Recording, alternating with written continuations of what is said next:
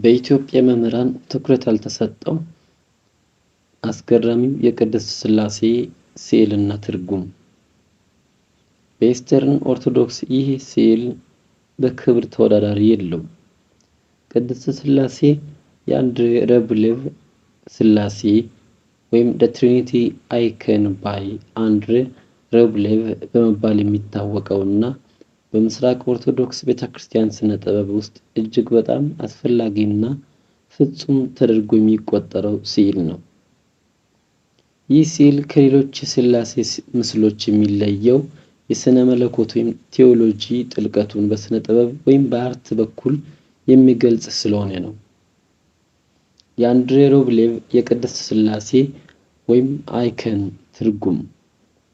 ይህ ስዕል በዋነኝነት የተመሰረተው በዘፍጥረት ምዕራፍ 18 ላይ በሚገኘው የአብርሃም የእንግዳ ተቀባይነት ታሪክ ላይ ነው።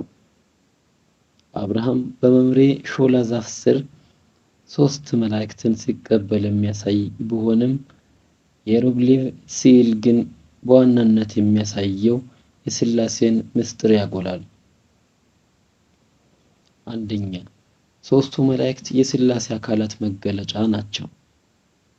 በስዕሉ ላይ ያሉት 3ቱ መላእክት የሥላሴን 3 አካላት ማለትም አብ፣ ወልድ፣ መንፈስ ቅዱስን ይወክላል። የሚወክለው አካል ሃይፖስታሲስ ትርጉም። በግራ ያለው መልአክ ከፍ ያለ የመጀመሪያው አብ ወይም ፋዘር የሁሉም ነገር መገኛ የሚመራው አካል ነው። ቀለሞቹ ከሰማይ የመጣውን የማይታይ ባህሪን ያሳያሉ። በመሃል ያለው መልአክ መሃል ላይ የተቀመጠ ወልድ ወይም ሰን ኢየሱስ ክርስቶስ የመድኃኒት ሥራ ዋና አካል ነው። ይህም ኢየሱስ ክርስቶስ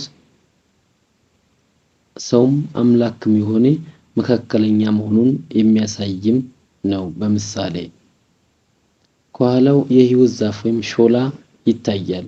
ይህም የመስቀልና የክርስቶስን የድነት ሥራ ያመለክታል። ልብሱ ቀይና ሰማያዊ ማለትም መለኮትና የትስብእት ባህሪያቱን ያሳያል። በቀኝ ያለው መልአክ የመጨረሻው መንፈስ ቅዱስ ወይም ስፒሪት ሕይወትን የሚሰጥ የሚያጽናና አጽን አረጋጊ ሰራጺ የሆነ ማለት ነው። ከኋላው ድንጋያማ ተራራ ወይም በመንፈስ ቅዱስ ማለትም መንፈስ በምድረ በዳ ያለውን እንቅስቃሴ የሚያመለክት ወይም ቤተ መቅደስ ወይም ቤት ወይም የቤተ ክርስቲያን መገኛ መሆኑን ያሳያል። ሁለተኛ፣ የሥላሴ አንድነትና እኩልነት። የእኩልነት ምልክትነቱ 3ቱም መላእክት እኩል ቁመት አላቸው፣ በክብ ተቀምጠዋል እና ተመሳሳይ ዘንግ በመጠቀም ተስለዋል። ይህም የሚያሳየው 3ቱም አካላት እኩል ክብርና ስልጣን ያላቸውና በአንድ ባህሪ ወይም ኦሲያ የተዋሃዱ መሆናቸውን ነው። የክብ ቅርጽ 3ቱም መላእክትና የጠረጴዛው ቅርጽ ክብ ይፈጥራሉ።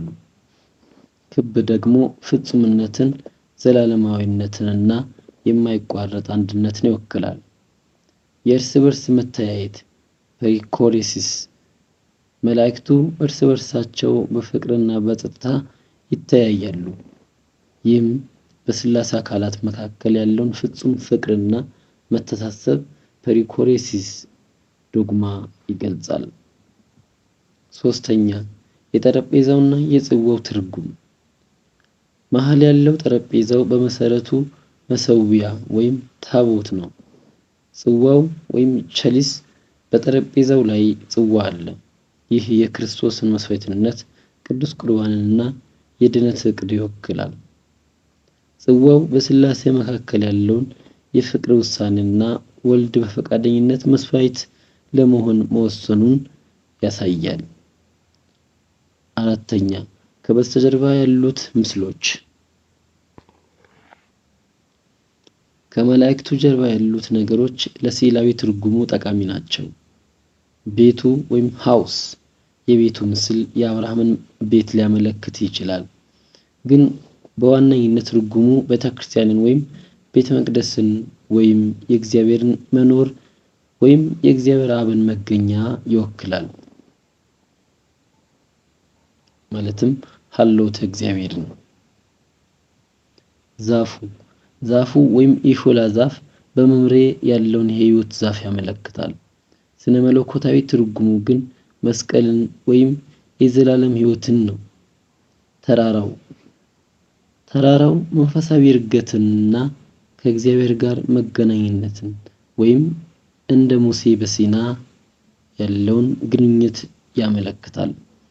በአጭሩ የአንድሬ ሩብሌቭ ሥላሴ ይህ አዶ የአብርሃምን የእንግዳ ተቀባይነት ከማሳየት አልፎ የሥላሴን ፍጹም አንድነትና ሦስትነትና ዘላለማዊ ፍቅር በጸጥታና በተመጣጠነ እና በምሳሌያዊ መንገድ በመግለጽ የኦርቶዶክስ ስነ መለኮትን በግልጽ የሚያሳይ ዋና ሥራ ነው። የሥላሴ አንድነትና ማለትም የሥላሴ አዶ ትንተና ወይም የቀለማትና የአቀማመጥ ጥልቀት፣ የምስሉ አቀማመጥ እና የጂኦሜትሪ ትርጉም። ሩብሌቭ በዚህ አዶ ውስጥ የጂኦሜትሪ ፍጹምነትን ተጠቅሟል። ይህም ደግሞ ሥላሴን ለመግለጽ ወሳኝ ነው። የክብ ወይም ሰርክል ቅርጽ ሦስቱም መላእክት እጃቸውና የእግሮቻቸው አቀማመጥ የማይታይ ክብ ይፈጥራል።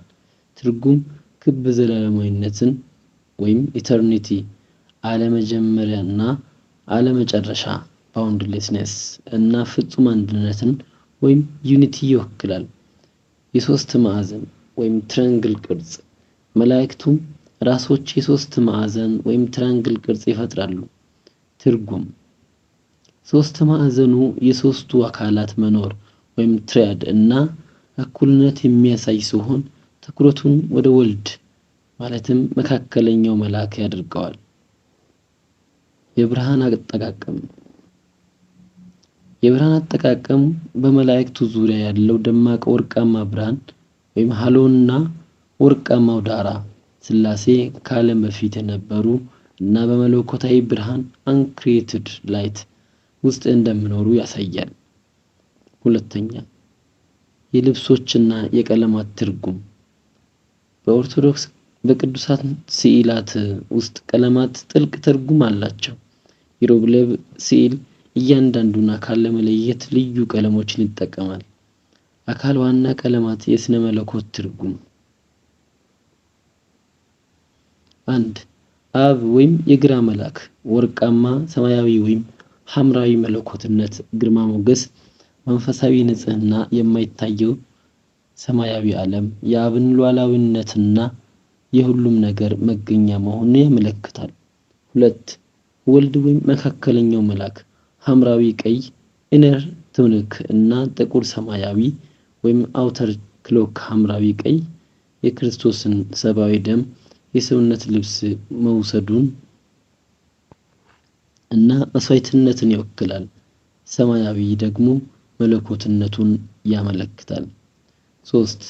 መንፈስ ቅዱስ ወይም የቀኝ መልአክ ንጹህ አረንጓዴና ቀለል ያለ ሰማያዊ አረንጓዴ የሕይወት ምንጭ መሆኑን፣ መፈጠርን ወይም ክሬቲቪቲ፣ አዲስ ሕይወትንና መታደስን ሪጀነሬሽን ይወክላል። ሰማያዊ ደግሞ መንፈሳዊ ንጽህናን ያሳያል። 3. የመግባቢያ እንቅስቃሴ ወይም ገስቸር ኤንድ ዲያሎግ። የመላእክቱ እጆች ወደ መሃል ጠረጴዛው በመጠቆም ጸጥ ያለ ውይይት ወይም ሳይለንት ዲያሎግ እንዳለ ያሳያል። አብ ወይም ግራ እጁን ወደ ወልድ ያመለክታል። ይህ የመስዋዕትነት ፈቃድ ለአዳኙ ቤዛ ለሆነው ለክርስቶስ መስጠትን ይወክላል። ወልድ ሆይ ሂድና ስራውን አከናውን የሚል ትርጉም አለው። ወልድ መሃል ጭንቅላቱን ወደ አብ ዝቅ ያደርጋል። ማለትም ወልድ ጭንቅላቱን ወደ አብ ዝቅ ያደርጋል፣ እጁን ደግሞ ወደ ጽዋው ይጠቁማል። ይህም በፈቃደኝነት መስዋዕትነትን ለመቀበል ያለውን ፈቃድ ይገልጻል። መንፈስ ቅዱስ በስተቀኝ በኩል መንፈስ ቅዱስ እጁን ወደ ጽዋውና ወደ ታች በኩል በማድረግ የድነት ስራው በዓለም ሁሉ ላይ ተፈጻሚ መሆኑንና ጸጋን እንደሚያስተላልፍ ያመለክታል።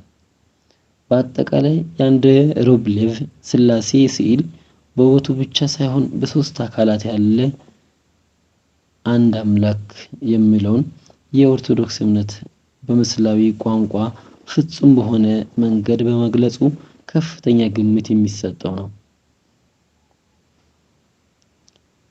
ምንጭ አዩብ ፕሪንስ።